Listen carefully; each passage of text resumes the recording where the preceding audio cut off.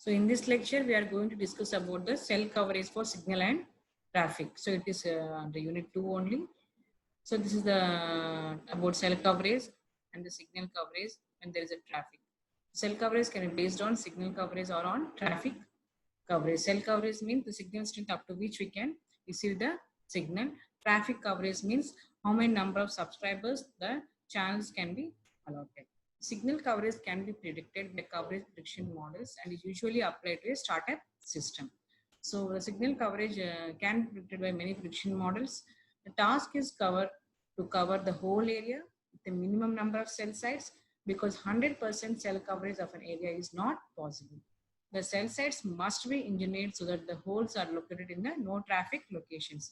Holes means the places where we will not get the signal. Sometimes at some places we will be observing that the signal coverage will not be there, the signal strength will be zero. Those places were called as holes, and while designing itself, they will be taking care such that the number of holes is almost zero, and they will design in such a way that the holes will be located where the human will not be mostly, and the humans will not take the call. So the prediction model is a point-to-point model that is discussed in this section. We have to examine the service area as occurring in one of the following environments. Servicing area means where the subscribers are allotted the frequencies or channels. Different type of environments are human-made structures and natural terrains. So human-made structures are the building area, open area, suburban area, and urban area. Natural terrains which are naturally evolved, that is a flat terrain, hilly terrain, over water, and foliage areas. The results generated from the prediction model will differ depending upon the service area used. There are many field strength prediction models in the literature. They all provide more or less an area-to-area prediction, but only the mobile propagation in the mobile radio environment only we are using the prediction model as point-to-point prediction model. So as long as 68% of the predicted values from a model are within 6 to 8 dB of one standard deviation of their corresponding measured value, the model is considered as a good one. So however, we cannot use area-to-area prediction for cellular system design because of large uncertainty of the prediction. The model being introduced here is the point-to-point prediction model, which would provide a standard deviation from the predicted value of less than 3 dB. So many tools can be developed based upon this model, such as cell site choosing, interference reduction, and traffic handling. All this can be overcome with the help of the point-to-point prediction model. So obtaining the point-to-point model, that is Lee model. Point-to-point model is also called as a Lee model. So we have to perform 3 steps. First, we have to generate a standard deviation, standard condition, obtain an area-to-area prediction model, then obtain a mobile point-to-point model using the area-to-area model as a base. So the philosophy of developing this model is to try to separate the two effects, one caused by natural terrain and due to the human-made structure in the received signal strength.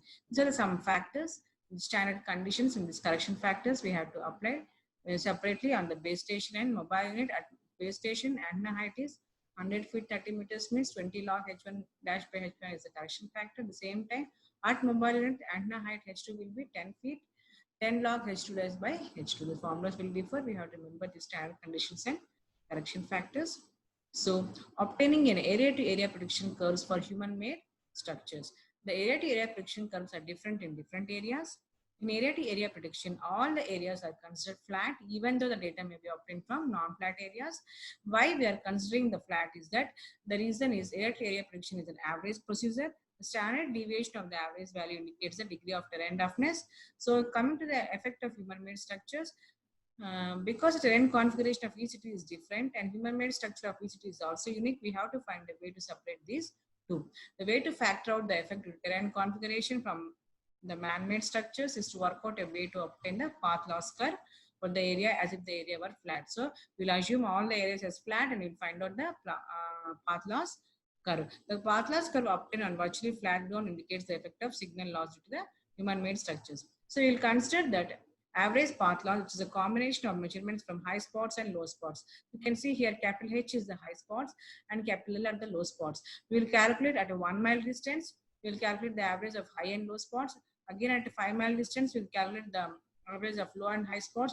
Again at 10 mile distance, we will calculate the average of high and low spots, and we will join all these average points to form a path loss curve.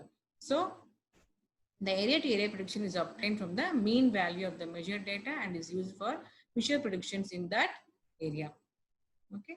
So the area to area prediction model is introduced and can be represented only by two parameters, that is 1 mile intercept and path loss slope.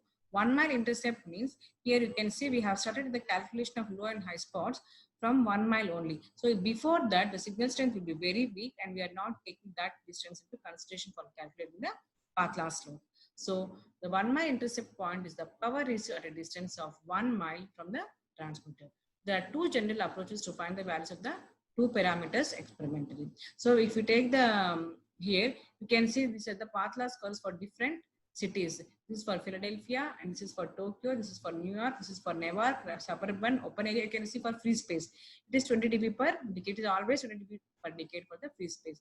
Depending upon the area, the propagation path losses vary. You can see it is 43.5, 38.4, 43.1, 36.8. Like depending upon the city and this human-made structure, the propagation path loss will vary. So the other thing is that so if you take suburban areas, many suburban areas all will be same. So we can consider that if it is suburban, we can take this gamma value at 8.4.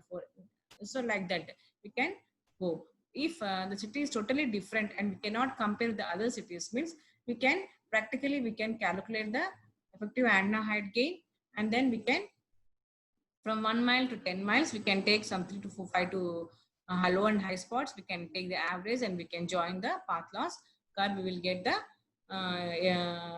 path loss curve for that particular city.